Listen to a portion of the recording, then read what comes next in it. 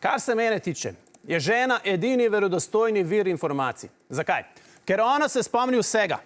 Tudi stvari, za katere si upal, da jih je že pozabila.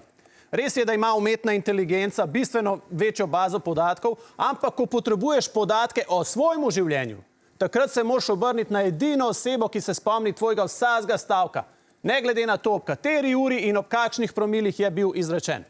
Žena je v bistvu umetna inteligenca s 30 let arhiva in brez možnosti brisanja zgodovine. To je res. Nekaterih stvari se žal ne da zbrisati iz spomina. Gospod Petan, kaj pa na to pravi umetna inteligenca? Pravi, da nam lahko z veseljem pomaga rešiti problem in ponudi argument, s katerim bomo zagotovo prepričali sodišče. Poslušam. Glavna prednost umetne inteligence je v času, ki ga potrebuje za pripravo odgovora. To lahko stori v nekaj sekundah, v nasprotju z ženo, ki ti najprej očita vse napake, ki si jih storil v zadnjem desetletju, ter šele na to ponudi odgovor. Maja, srce, če to gledaš, to ni moje mnenje, jaz sam berem.